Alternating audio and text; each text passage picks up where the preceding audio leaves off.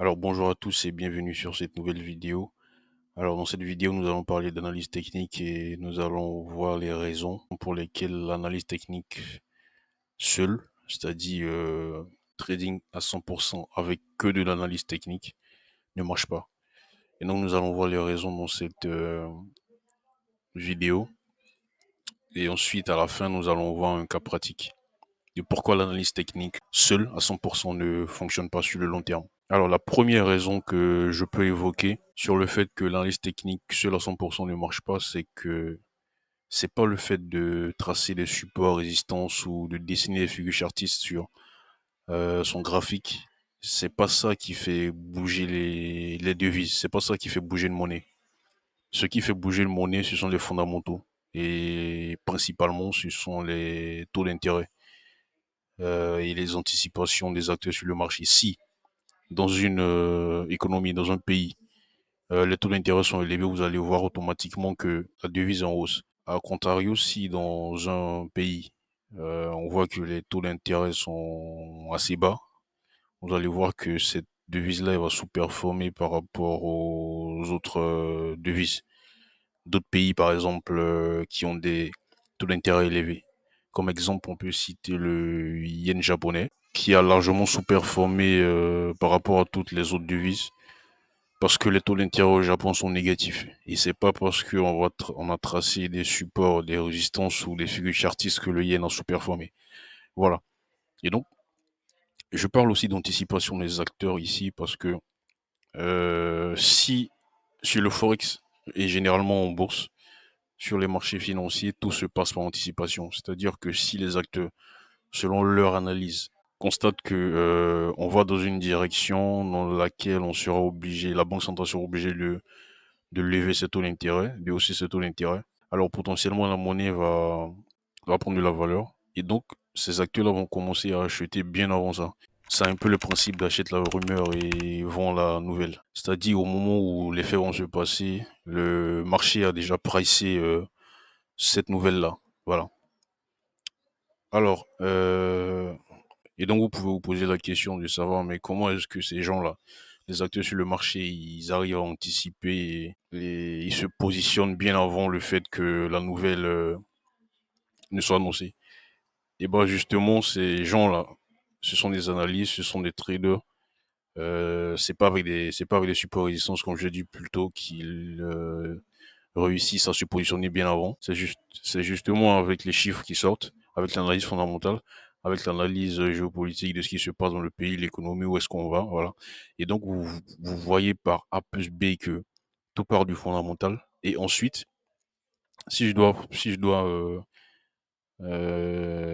préciser mes propos, c'est que l'analyse technique seulement, elle va servir à avoir une bonne entrée sur le marché. C'est-à-dire que si vous avez fait votre analyse fondamentale, vous n'allez pas ouvrir les graphiques et juste entrer comme ça au hasard. Vous allez attendre une opportunité technique pour bien entrer. Voilà. Et en fonction de votre décision de money management, vous allez voir si la position vaut le coup ou pas. Et donc, je vous invite à voir ma vidéo que j'ai faite sur ma méthode de trading pour un peu plus d'explications. Et donc, une autre raison pour laquelle l'analyse technique à 100% ne marche pas, c'est que si vous utilisez l'analyse technique à 100% sans regarder le fondamental, c'est un peu comme si vous tradez à l'aveugle. Parce que vous ne savez pas dans quelle direction on va, qu'est-ce qui se passe sur le marché, pourquoi la monnaie chute. Vous ne faites, vous tracez juste des traits et vous rentrez en position. C'est-à-dire vous ne savez pas ce qui se passe. Et donc c'est un peu comme si vous tradez à l'aveugle. Et aussi le trading, faut voir que c'est un jeu de probabilité. C'est pas parce que vous utilisez l'analyse technique et l'analyse fondamentale que même si peu importe la méthode que vous utilisez, vous allez forcément vous prendre un stop loss. Et donc c'est un jeu de probabilité. Donc pourquoi est-ce que vous ne mettez pas toutes les chances de votre côté? Vous voyez, si vous utilisez l'analyse technique et que vous savez que l'analyse technique à 100% ne marche pas, pourquoi ne pas ajouter les éléments qui manquent à votre trading, notamment l'analyse fondamentale pour mettre plus de chances de votre côté? Et donc, selon moi, la meilleure façon, la plus rationnelle de rentrer sur les marchés, c'est de coupler les deux. L'analyse fondamentale dans un premier temps et ensuite l'analyse technique dans un second temps. Et donc maintenant, nous allons passer à un cas pratique sur l'USD Yen. Et donc là, on se retrouve sur le graphique de l'USD Yen.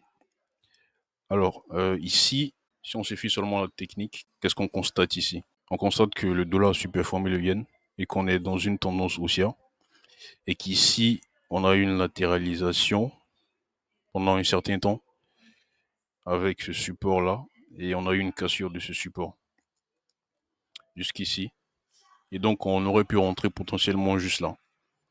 Et une personne qui serait rentrée là, elle aurait profité de tout ce mouvement-là. On est d'accord. Mais elle n'aurait pas su qu'est-ce qui a causé cette chute-là. Eh bien, il faut savoir que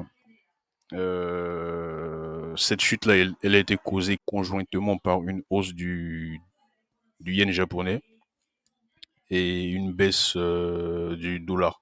Ici, parce que les acteurs s'attendent potentiellement à une baisse des taux d'intérêt.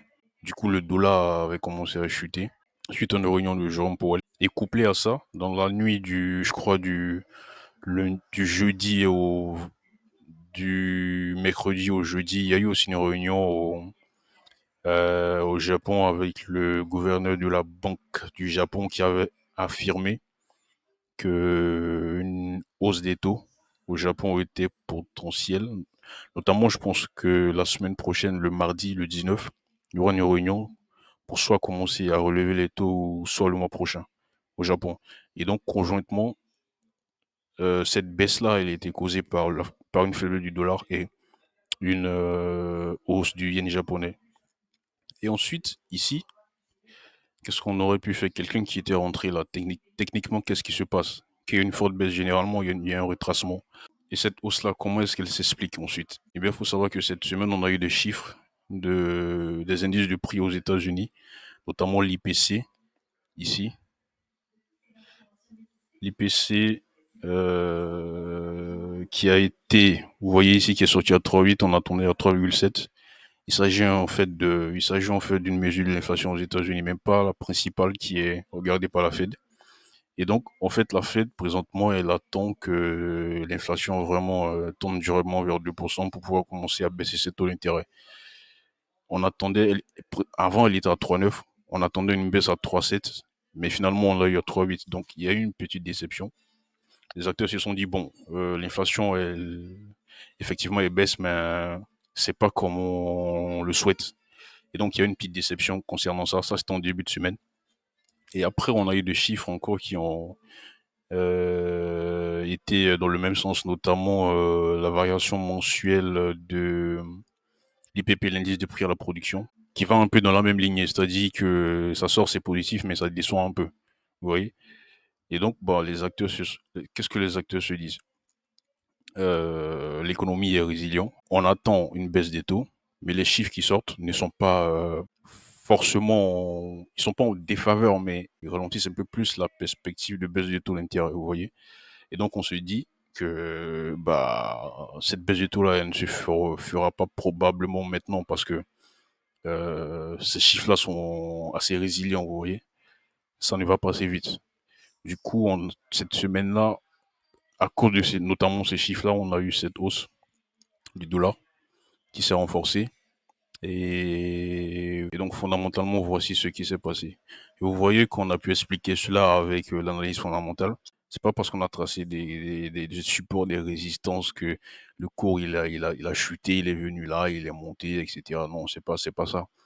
Potentiellement ici, on aurait pu rentrer ici après notre analyse fondamentale. Et vous voyez que ça concorde avec l'analyse technique ici, avec la cassure de ce support-là. Vous voyez?